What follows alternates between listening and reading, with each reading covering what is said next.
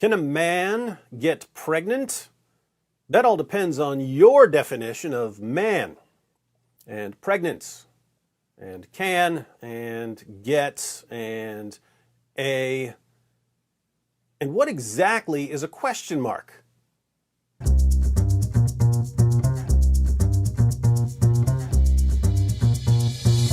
Men cannot get pregnant was trending on Twitter, and it was trending in all caps, so you know people really meant it. The latest backlash against pregnant men erupted after Senator Josh Hawley collided with UC Berkeley law professor Khiara Bridges at a Senate hearing about the Supreme Court's decision to overturn Roe v. Wade. Professor Bridges described the impact of the ruling on people with a capacity for pregnancy. Senator Hawley asked what she meant by that. You've referred to people with a capacity for pregnancy. Would that be women? Maybe if you're a senator during the Eisenhower administration, Senator Hawley. But here in 2022, it's a brave new world. Many women, cis women, have the capacity for pregnancy. Many cis women do not have the capacity for pregnancy. There are also trans men who are capable of pregnancy, as well as non-binary people who are capable of pregnancy. Notice, since women are no longer the only people with a capacity for pregnancy, the abortion debate is no longer about a woman's right to choose. So Senator Hawley asks what the right is. And that's when he finds out that he's basically calling for genocide. Oh, so your view is that the core of this right then is about what? So I want to recognize that your line of questioning is transphobic, and it opens up trans people to violence. That escalated quickly. Hey, if we're no longer talking about a woman's right to choose because men can get pregnant too, then what right are we talking about? Asking that question is transphobic, and you're promoting violence against trans people. And it opens up trans people to violence by not recognizing them. Wow, you're saying that I'm opening up people to violence by asking whether or not women are the folks who can have pregnancies? Yep. So I want to note that 1 out of 5 transgender persons have attempted suicide. So I think it's important because of my line of questioning? Because so we can't talk about it? I find these discussions fascinating.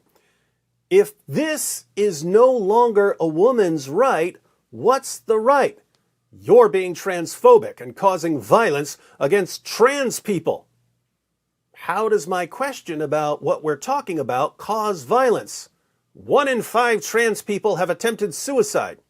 Notice, when she says that his line of questioning leads to violence against trans people, she means self-inflicted violence. If you ask these kinds of questions, trans people will kill themselves. Because denying that trans people exist and pretending not to know that they exist I'm is denying that dangerous. trans people exist by asking you if you're talking about women having pregnancies? And now she corners him. Do you believe that men can get pregnant? No, I don't think women can get So pregnant. you are denying that trans people exist? And that leads to violence? Is this how you run your classroom? Are students allowed to question you? Absolutely. Or are they also treated like this? So, Professor Bridges believes men can get pregnant. Senator Hawley doesn't believe men can get pregnant. Who's right here? Well, they're both right. They're just using 2 different definitions of the word man. Senator Hawley is defining the word man in a traditional sense. Can a man, as the vast majority of people have used the term for thousands of years, get pregnant? No. Obviously no. Professor Bridges is defining the word man in a way that includes people who are biologically women but who identify as men. Can someone who is biologically a woman but who identifies as a man get pregnant? Yes, obviously yes. So, given their respective definitions of certain words, they're both correct. What we're seeing in these increasingly ridiculous discussions then is a war over words. It's as if both sides are convinced that if they can make their definitions of certain words stick, they win the culture war. Now, to be fair to both sides, there are times when we'd like to expand the definition of a word, and there are times when we don't want to expand the definition of a word. Suppose we find a tribe somewhere, and that tribe has a word that means human being, but the tribe only applies their word for human being to members of their own tribe. They don't apply the word to other people. Here we would probably think it's a good idea for them to expand the meaning of the word so that it includes all people.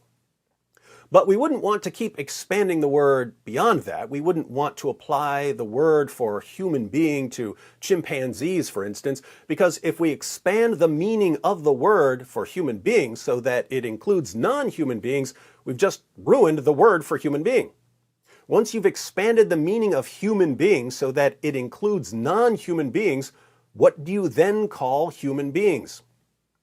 Do we come up with another word for human beings who really are human beings? So we've got words like man and woman, and we're being told that we need to expand the definitions to include people who don't fit the traditional definitions. The word man now has to include trans men. But there's a difference between a trans man and a non-trans man.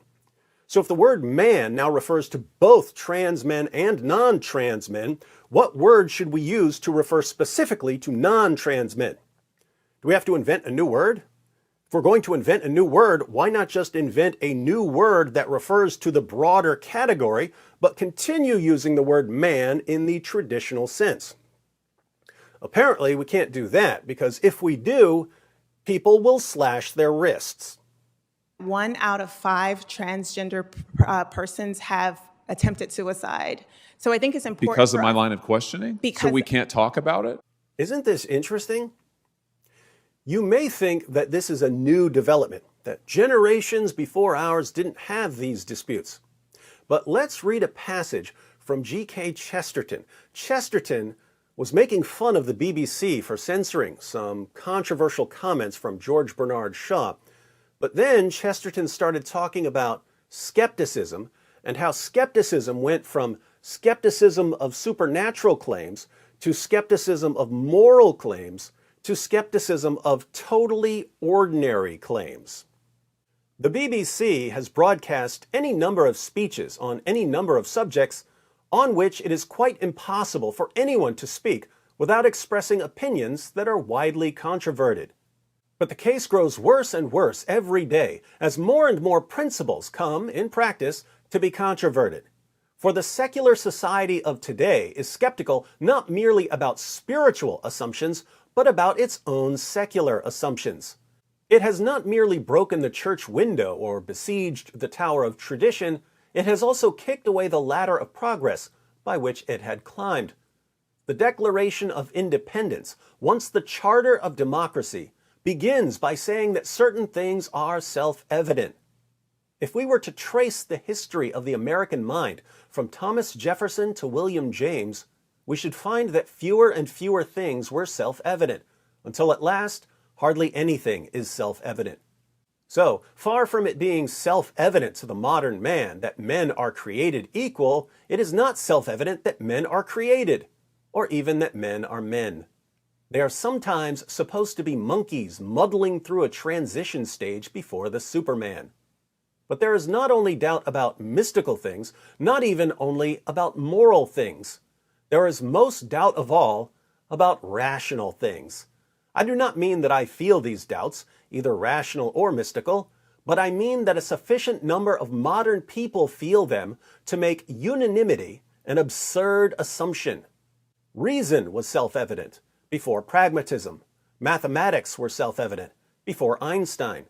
But this skepticism is throwing thousands into a condition of doubt, not about occult, but about obvious things. We shall soon be in a world in which a man may be howled down for saying that 2 and 2 make 4, in which furious party cries will be raised against anybody who says that cows have horns, in which people will persecute the heresy of calling a triangle a 3-sided figure, and hang a man for maddening a mob with the news that grass is green. People will persecute the heresy of using the traditional definition of a triangle. They'll hang someone for saying that grass is green. Chesterton wrote this in 1926, almost 100 years ago. He predicted a war against the obvious, a war against the self-evident, a war against the rational. And here we are, ready to burn civilization to the ground over some pronouns. Now, I'm not the babysitter of the English language. As far as I'm concerned, you can use words however you want. You can change definitions all day long. As long as you're willing to deal with some temporary confusion over what you mean, I do not care. You can change the definitions of common words. You can invent new words. You can invent your own language. You can speak your own mix of Klingon and Dothraki. D. Wood does not care. However, the people who are redefining words every 15 minutes seem oddly obsessed with forcing everyone to go along with their latest redefinitions. It's not, hey, here's how we're using the word now, the rest of you can use it however you want. Instead, it's, hey, here's how we're using this word now, and if you don't use it this way too, then you're making trans kids hang themselves. This do what we want or kids will die approach has the same vibe as a man who finds out that his girlfriend is leaving him, and so he says to her, "You can't leave me.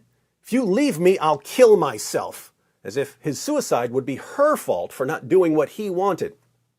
Notice, that man could define himself as someone who's in a relationship with his girlfriend, so that by breaking up with him, she would be denying his existence and causing him to kill himself. That would take some mental and moral gymnastics, wouldn't it? But here we are, being told by college professors that if we don't change the way we use words, we're denying the existence of trans people and causing mass suicides. Listen, when someone says, unless everyone changes how they use words, I'm going to kill myself, the response should be, well, everyone's not going to change how they use words, but you shouldn't kill yourself because of how people use words. We tell little kids to memorize the rhyme, sticks and stones may break my bones, but words can never hurt me. But we're telling a generation of trans kids that if they kill themselves, it's other people's fault for not adopting the latest terminology. Keep in mind, there are kids who are relentlessly bullied. That's not just true of trans kids. There are a lot of mean people in this world. Sometimes kids are bullied until they decide that they'd rather die than put up with it. Being bullied like that is horrible. But to equate harassing and bullying kids with saying, I don't believe men can get pregnant, is idiotic and insane, even for a UC Berkeley college professor. In fact, since college professors won't say it, I'll go ahead and say it. To any trans kids or trans adults who are watching, Senator Josh Hawley is probably never going to agree with your definitions of the words boy, girl, man, woman, and so on. He may never agree with your chosen pronouns. But you should never, ever kill yourself over people disagreeing with you. Don't ever give people that kind of power over your life.